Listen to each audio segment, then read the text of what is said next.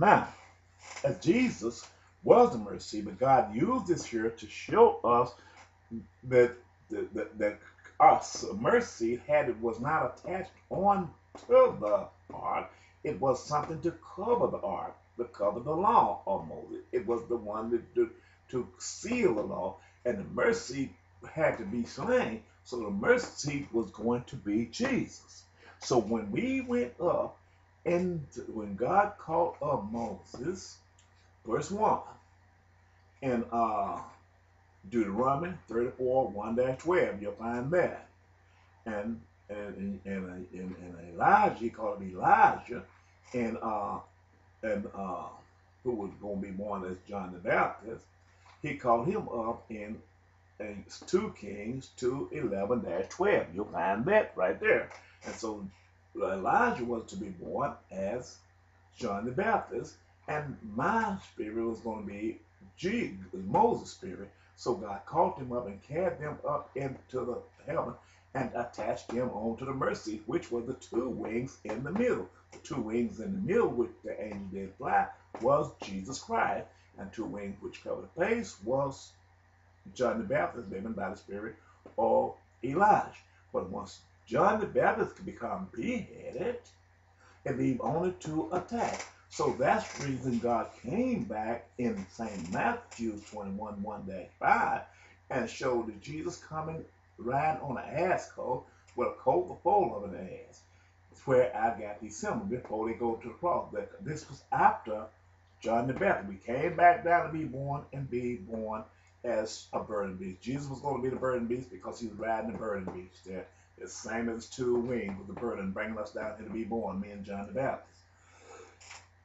Now, this ass coat will symbolize me. I was part of the burden, but I was not carrying the burden. That's the reason God made me a part of the sacrifice, but I was not worthy. That means he selected a coat, came back down, trapped him on the ground.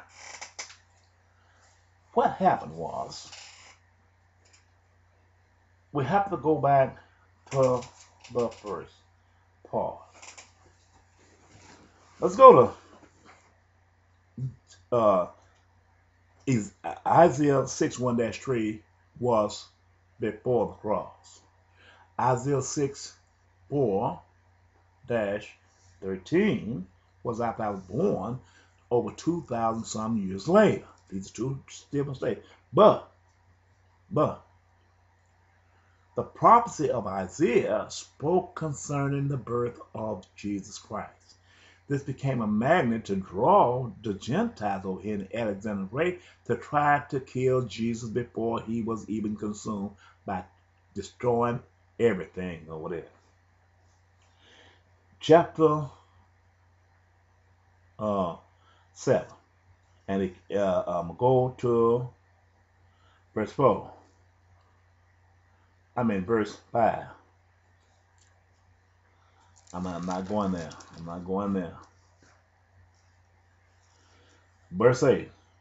Isaiah chapter 7, verse 8.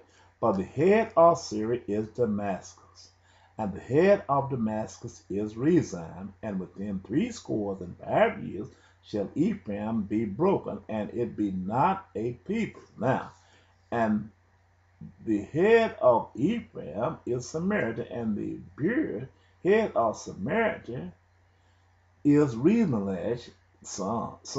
If you will not believe, surely ye shall not be established. Okay. Listen at this verse clearly, the part that I'm going to read now. Moreover, verse 10, Isaiah 17, moreover, the Lord spoke unto Ahaz, saying, ask thee a sign of the Lord thy God, ask it either in the depths of or in the heights above. But Ahaz said, I will not ask, neither will I tempt the Lord. And he said, hear ye now, O house of David, is it a small thing for you to weary men? But will ye weary my God also? Therefore the Lord himself shall give you a sign. Behold, a virgin shall conceive and bear a son, and shall call his name Emmanuel. This was the prophet Isaiah writing this.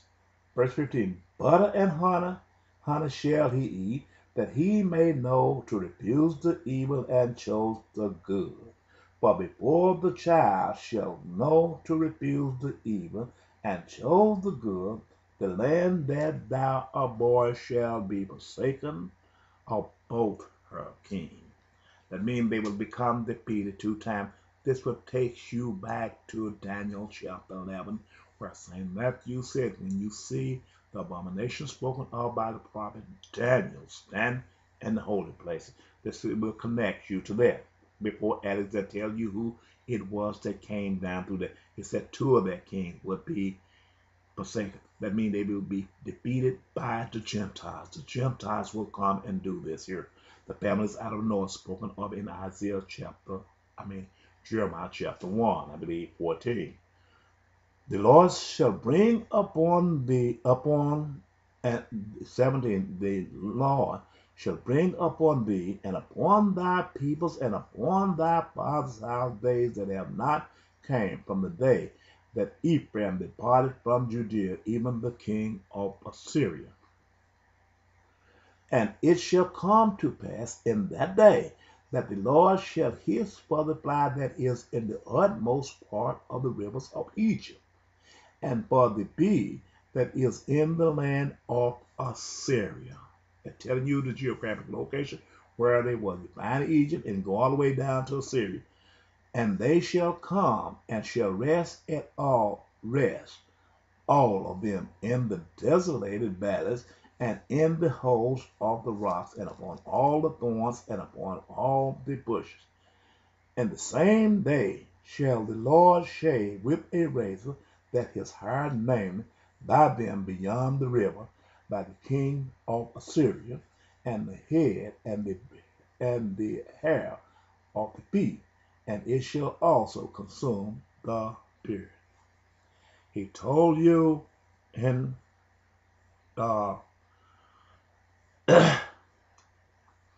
St. Matthew's that the enemy planted seed.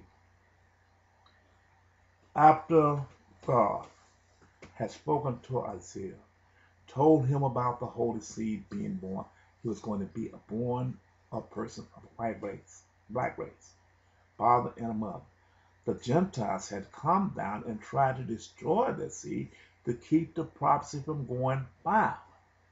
So what they had to do, they had to come and shave the beard. They had to come and shave the head. They had to go all the way up there to the Assyrian. They had to take over all of those black nations. They had to kill all of the black nations from southern Turkey all the way across to Afghanistan. They had to come all the way down by the Mediterranean Sea, and they had to consume all of that and come down in Egypt and in northern Africa. They had to slay all of those black people down in there, which I showed you on the chart.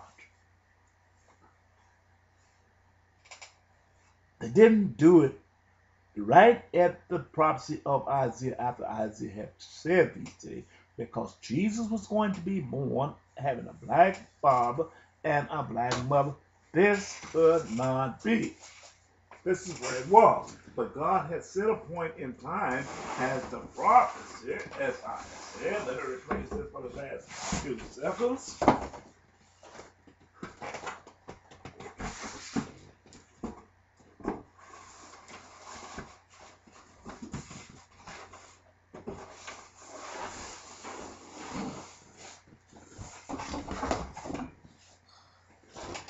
Now, they had to kill all of these black people from Assyria, came here, that come down here and come down in the bridge and get all of these here, and they had to slaughter all of these people. This was the Antichrist taking place. This was the peoples of the Gentiles of the white race. As God spoke to the prophet Jeremiah, said, I'm going to call the people, families out of the north, and they're going to break forth over the whole earth. This is where we are in Bible prophecy. How can we not know this?